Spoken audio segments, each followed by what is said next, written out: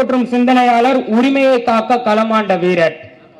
முத்து கடல் பதித்து 3 நெறி வளர்த்து கற்றுங்கலை மிகுந்த தாயகத்தில், கத்துங்கடல் மீது களங்களில் விளையாடும் தென்பாண்டி மண்டலத்தில், நதியில் விளையாடி தென்னன் மடியில் தவழ்ந்த இந்த தமிழினத்திற்கு பேரோடும் வீதிகளில் கனவுகளை வீடோடு விட்டு போராட வந்த தலைவர் ஒருவர் கிடைத்தார்.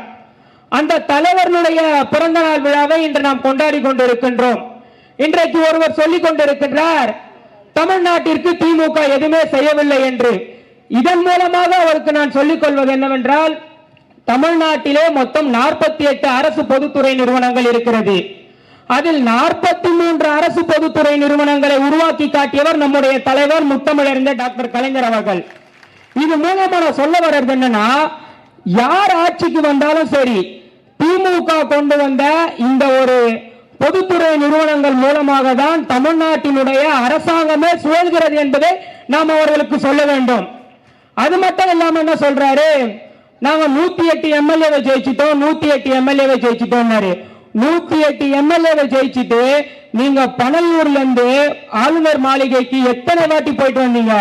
ஆனால் எங்களுடைய தலைவர் யார் தெரியுமா? வெறும் 96 சீட்டை வைத்துக் கொண்டு 5 ஆண்டு காலம் இந்த தமிழ்நாட்டிற்கு பொன்னான ஆட்சியை கொடுத்த தலைவர் தான் நம்முடைய தலைவர் அவர்கள்.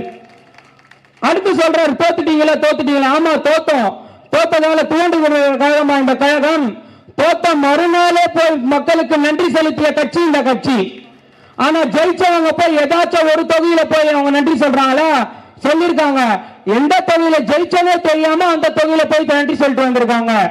அது மட்டும் இல்லாம என்ன பண்றாங்க, தினமும் வந்து பொய் செய்திகள். அவர்கள் ஆட்சிக்கு வந்த முதல் நாளில் இருந்து பொய் செய்திகள் மட்டுமே. அதுவும் என்ன மாதிரி பொய் செய்திகள் தெரியுமா? நம்ம செஞ்சுட்டு வந்த திட்டங்களுக்கு எல்லாம் ஸ்டிக்கர் ஒட்டி அவங்க செஞ்சுட்டாங்கன்னு சொல்லிட்டு மார்க்கெட்டி கொண்டு இருக்காங்க. நேற்று ஸ்கூல் திறந்திருக்கு, முந்தா நேற்று ஸ்கூல் திறந்திருக்கு. ஸ்கூலுடைய பாட புத்தகத்தினுடைய முகப்புரையில இந்தியாவினுடைய அரசியல் அமைப்பினுடைய முகப்புரை கொடுக்கப்பட்டிருக்கு. அதற்கு என்ன சொல்றாங்கன்னா, பாத்தீங்கன்னா எங்களுடைய முதல்வர் வந்தோன்னு என்ன பண்ணிட்டாருன்னு, அட பைத்தியக்காரா, அந்த புக்கை அச்சடிச்சது போன ஆட்சி காலத்துல. அது மட்டும் இல்லாம இன்னும் எவ்வளவு சொல்லுவாங்க, அந்த சிங்கப்பெண் அதிரடிப்படைன்னு. இந்த மாதிரி நம்ம செஞ்ச திட்டங்களுக்கு எல்லாத்துக்குமே வந்து ஸ்டிக்கர் ஒட்டிக்கின்னு அவங்க வந்து இன்னைக்கு நான் தான் செஞ்சேன்னு சொல்லிட்டு மார்க்கெட்டிங் கொண்டு இருக்காங்க. அதெல்லாம் விடுங்க, நேற்று ஒரு சம்பவத்துக்கு வாங்க.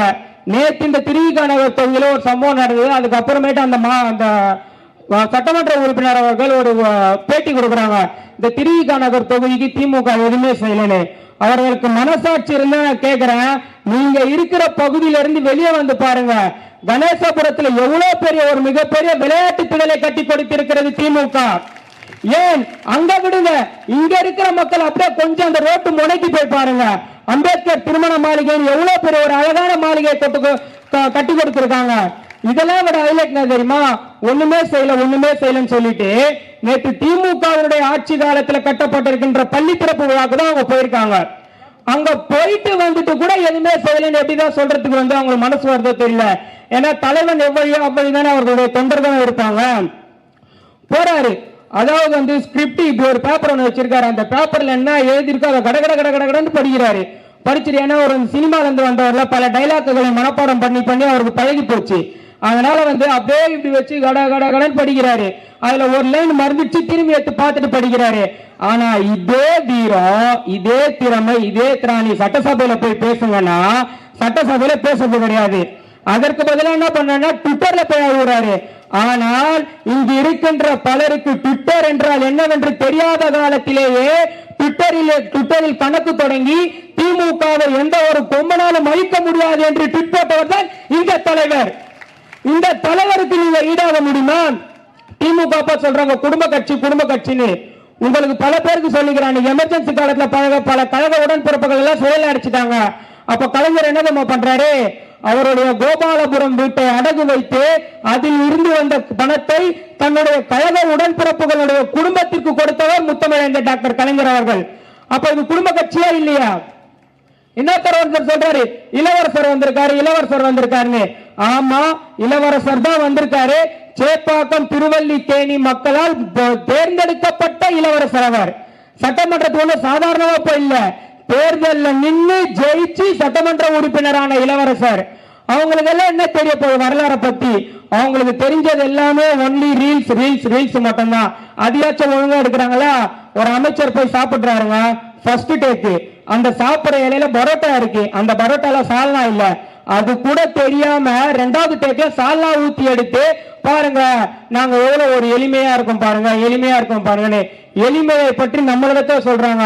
வெறும் ஒரே ஒரு டீயை மட்டுமே குடிச்சிட்டு தேர்தலுக்காக உழைக்கக்கூடியவன் தான் திராவிட முன்னேற்ற கழகத்தினுடைய தொண்டன். அது தெரியாம எதுக்கு எடுத்தாலும், அதாவது நான் என்ன சொல்றேன்னா, ஒண்ணு நீ டம்மின்றத ஒத்துக்கோ, இல்லன்னா நாங்க தான் கெத்துன்றத ஒத்துக்கோ. எது செய்யறதா இருந்தாலும் திமுக திட்டங்களை எடுத்து ஸ்டிக்கர் ஒட்டிக்கிற, இல்லன்னா என்ன பண்றேன்னா எது நடந்தாலும் திமுக தான் சொல்ற. அப்ப ஒண்ணு நீ டம்மியா இருக்கணும், இல்லன்னா நாங்க கெத்தா இருக்கணும். இது ரெண்டுத்துல ஏதாச்சும் ஒண்ணு நீ ஒத்துக்கினா உனக்கு நல்லது. எங்களுடைய தலைவர் சொல்லியிருக்காரு 6 மாதங்கள் பொறுத்திருப்போம் சொல்லிட்டு. அந்த 6 மாதங்கள் எதற்கென்றால் நீங்கள் சொல்லிய வாக்குறுதிகளை எல்லாம் நீங்கள் நிறைவேற்ற வேண்டும். சாத்தியம் இல்லாததெல்லாம் சொல்லியிருக்காரு. தமிழ்நாட்டினுடைய மொத்த வருமானமே ஒரு ஆண்டுக்கு 4 லட்சம் கோடி தான். ஆனா இவர் கொடுத்திருக்கிற வாக்குறுதிகளை எல்லாம் நிறைவேற்ற வேண்டும் என்றால் தமிழ்நாட்டிற்கு ஒரு வருடத்திற்கு 12 லட்சம் கோடி தேவை. இந்த மாதிரி 12 மீதி காசை கடன் வாங்கினா தமிழ்நாடு மாநிலம் 2 வருஷத்துல திவாலாகி போறோம். இந்த ஒரு அறிவு கூட இல்லாம மக்களை கேட்டா நாங்க என்ன கவர்ச்சியில ஜெயிச்சோம், வேற கவர்ச்சியில ஜெயிச்சோம், வேற எதுல ஜெயிச்சீங்க நான் கேக்குறேன். நீங்களே சொல்லுங்கம்மா. பெண்கள் எல்லாம் இங்க அதிகமா உட்கார்ந்து இருக்கீங்க. ஒரு கேஸோட விலை எவ்வளவு விற்குது? அதுவே நீ வரது பெரிய விஷயமா இருக்கு. 6 சிலிண்டர்ஸ்க்கு தருவேன்னு சொல்லியிருக்காரு. இதெல்லாம் சாத்தியமா? ஆனால் ஒவ்வொரு வீட்டிற்கும் வண்ண தொலைக்காட்சி பெட்டியை கொடுத்து, அனைவருடைய வீட்டிலும் வண்ண தொலைக்காட்சி பெட்டியை கொடுத்து அவர்களுடைய சுயமரியாதையை காட்ட இயக்கம் இந்த இயக்கம்.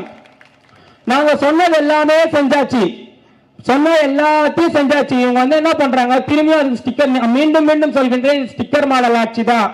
அதாவது நாங்க யாரோட, அதாவது கல்லாப்பட்டி கூட்டணி நம்முடைய கூட்டணியை தேர்தலுக்கு முன்பாக அவர் விமர்சித்தார்.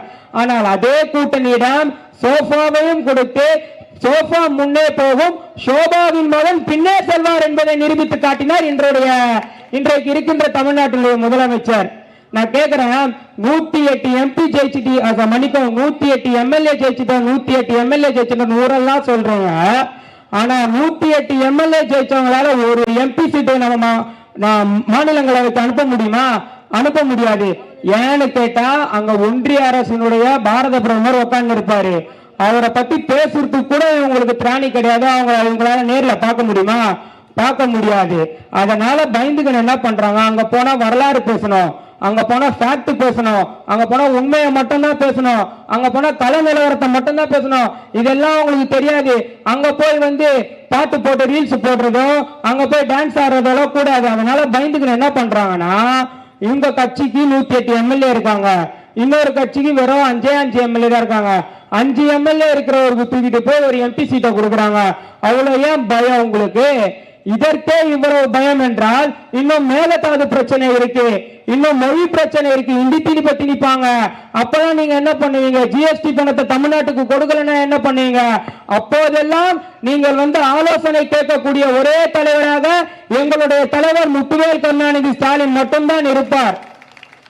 அவங்க நினைக்கிறாங்க வந்துட்டோம், திமுக அழிச்சிடலாம், ஒழிச்சிடலாம், அவ்வளவுதான் திமுக காலின். நான் சொல்றேன், வாழால் பிளப்பினும் வாழ்நாள் இழப்பினும் மஞ்சமன கேளார் கெடுதிகள் சூழினும் பூமியில் வாழ்நாள் முழுவதும் வாட்டும் நலிவே உரினும் கூட தாய்த்தமிழ் மொழியையும் தகைசால் திமுக கழகத்தையும் தங்களின் ஊனாய் உயிராய் உயிரினும் மேல உளமாற நேசிக்கின்ற உடன்பிறப்புகள் இருக்கின்ற வரையில் இந்த கட்சியை அழித்து விடலாம், ஒழித்து விடலாம் என்று பகல் கனவு கண்டிருப்பவர்களுடைய கனவுகள் இங்கு எடுபடாது.